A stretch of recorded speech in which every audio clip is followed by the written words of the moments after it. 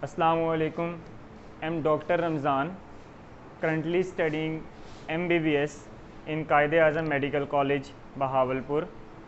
I'm here to demonstrate and discuss some important essentials of upcoming test MD-CAT. बच्चों, जैसा कि आप सबको पता है, MD-CAT is going to happen within next 40 to 45 days.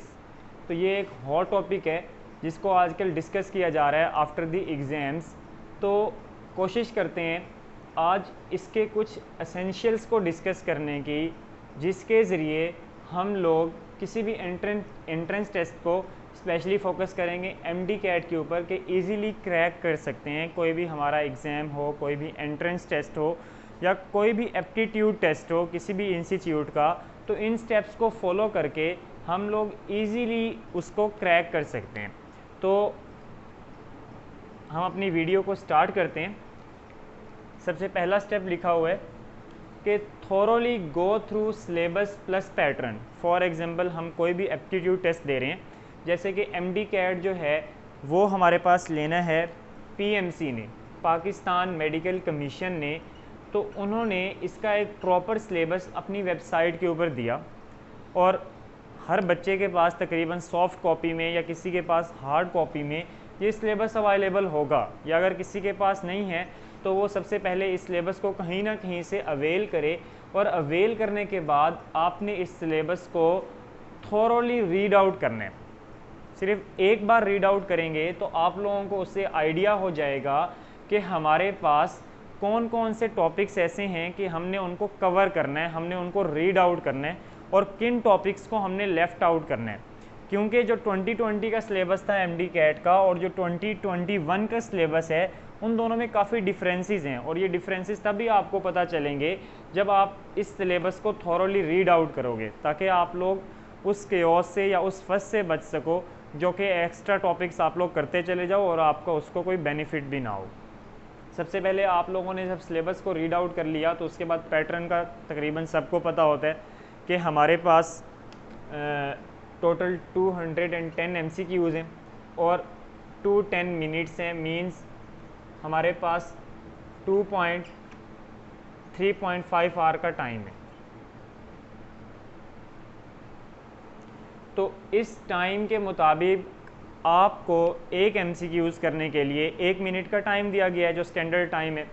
उसके बाद आप लोगों ने जब अपने सिलेबस को देख लिया, ठीक है, उस सिलेबस को देखने के बाद अपने आप को असेस करना है और इवेल्युएट करना है। इसका मतलब क्या है सेकंड पॉइंट का, कि आप लोग देखेंगे कि किस टॉपिक के अंदर, किस बुक के कौन से टॉपिक के अंदर आप लोगों का वीक पॉइंट क्या है और स्ट्रेंथ क्या है। कि फॉर एग्जांपल जब आप लोग सिलेबस देख रहे थे तो आप लोगों ने अपनी टेक्स्ट बुक साथ रखी है और आप लोग अपने आप को असेस कर रहे हो, तो पहले तीनों स्टेप्स आपस में इंटर रिलेट करेंगे एक पॉइंट पे जब आप लोग सिलेबस को रीड आउट कर रहे हैं। फॉर एग्जांपल आप लोग केमिस्ट्री के अंदर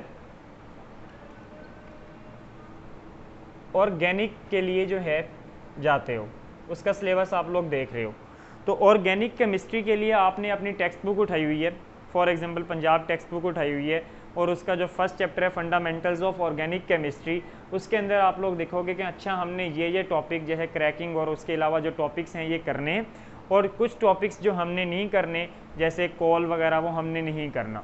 तो सबसे पहले आप लोग ये चेक कर लोगे कौन से टॉपिक्स हमने करने हैं, कौन से नहीं करने।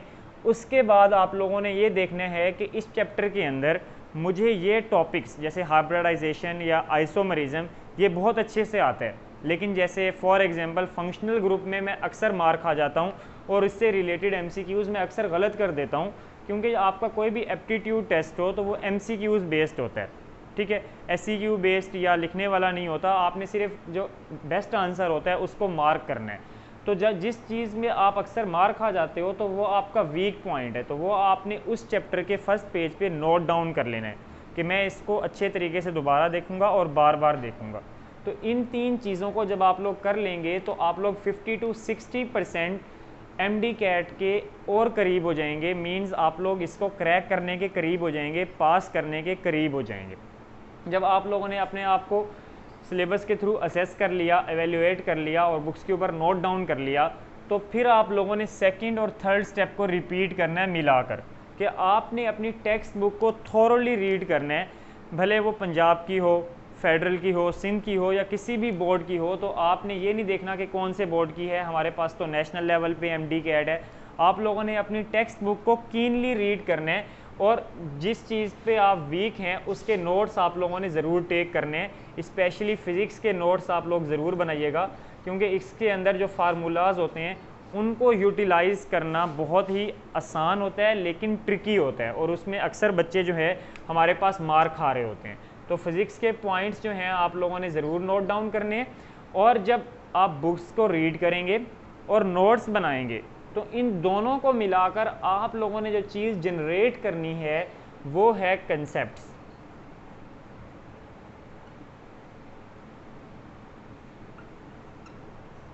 जब आप लोग ये चीज़ जनरेट कर लेंगे तो किसी भी दुनिया के कोने से या किसी भी बुक से वो आपको MCQs उठा कर दे दे तो आप लोग उसको ईज़िली सॉल्व कर सकते हैं, ईज़िली उसको हल कर सकते हैं। तो फिर आप लोगों को कोई इशू नहीं बनेगा। मीन्स आप लोगों ने बुक्स को सिर्फ इस मकसद के लिए रीड नहीं करना कि आप लोग क्रैम करते चले जाएं और आप लोगों को पता ना हो कि इसका मकसद क्या है।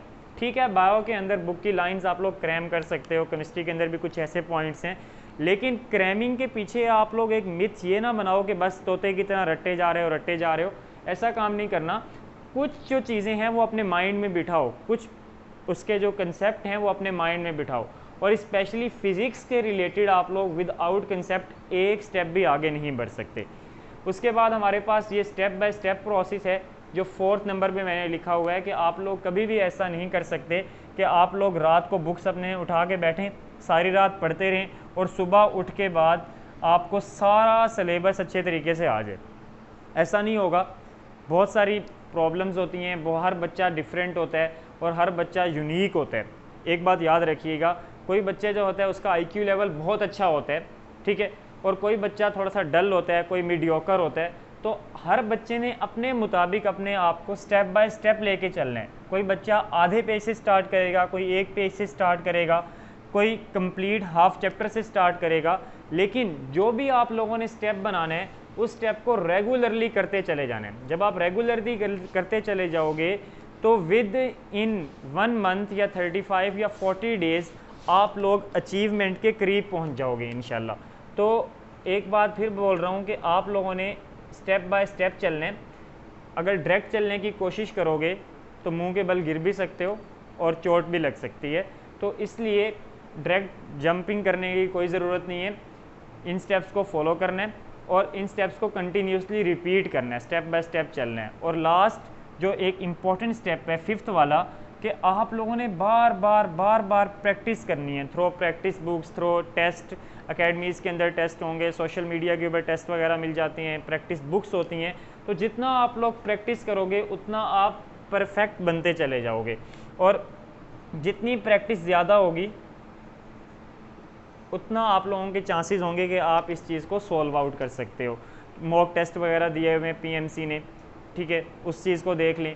और लास्ट के अंदर जो मैंने लिखा हुआ है कि सबसे इम्पॉर्टेंट बात कि अक्सर बच्चे सब कुछ कर लेते हैं कि हाँ हमारी तैयारी भी बहुत अच्छी है और वो बहुत ब्रिलियंट भी होते हैं, लेकिन वो लैक ऑफ कॉन्फिडेंस की वजह से मार खा जाते हैं। तो सबसे पहले अल्लाह ताला पे यकीन रखना है कि इंशाअल्लाह अल्लाह ताला मेरी मदद ज़रूर करेंगे, और अपने आप पे यकीन रखना है कि मैं ये काम कर सकता हूँ, आई कैन। जब आप अपने आप पे यकीन नहीं रखते तो कोई भी काम या कोई भी दुनिया की चीज़ आपको आके मोटिवेट नहीं कर सकती, भले आप जितना मर्ज़ी पढ़ लो। तो इन स्टेप्स को फॉलो करके इंशाल्लाह आप लोग बेटर वे में परफॉर्म कर सकते हो, और अल्लाह ताला पे यकीन रखते हुए चलें, इंशाल्लाह बहुत अच्छा रिज़ल्ट मिलेगा। लास्ट के अंदर मैं बच्चों को यही एड्रेस करना चाहूँगा कि बेटा ये जो कुछ भी है MD कैट या कोई भी एप्टीट्यूड टेस्ट, ये कोई केक वॉक नहीं है। आप लोग आसानी से इस चीज़ को पास नहीं कर सकते। आप लोगों को इसके अंदर स्मार्ट वर्क करना है, और स्मार्ट वर्क यही है कि हर चीज़ नहीं करने बैठ जाना, सिर्फ वो चीज़ आप लोगों ने करनी है जिसको करने का आपको बेनिफिट भी हो। और मैं अपनी वीडियो को बंडल आउट करता हूँ, ख़त्म करने की कोशिश करता हूँ। तो लास्ट में मैं यही कहूँगा कि बेटा ख्वाब देखना बुरा नहीं होता। हर बच्चे के ड्रीम्स होते हैं कि मैं बड़ा बनूँगा, मैं डॉक्टर बनूँगा, हर प्री मेडिकल स्टूडेंट का ख्वाब होता है। ख्वाब देखना बुरा नहीं है, लेकिन ख्वाबों में जीना बुरा है। ख्वाबों में जीते हुए इंसान ठोकर भी खा सकता है, कुछ मतलब अनहोनी भी हो सकती है। ख्वाब टूटते भी हैं, लेकिन ख्वाब को पूरा करने के लिए मोटिवेशन और डिटर्मिनेशन चाहिए। और वो आप लोग इंशाल्लाह जब इन स्टेप्स को फॉलो करेंगे और डिटर्मिन होके अल्लाह ताला पे यकीन रख के और अपने आप पे यकीन रख के चलेंगे तो इंशाल्लाह आप लोग इस MD कैट को ज़रूर क्रैक कर लेंगे। होप सो आप लोगों को वीडियोस अच्छी लगी होगी, और इसके बावजूद किसी बच्चे को कोई क्यूरी हो तो वो मुझसे पर्सनली कांटेक्ट कर सकता है। मैं डिस्क्रिप्शन के अंदर अपना व्हाट्सएप कांटेक्ट दे दूँगा। Thanks for watching.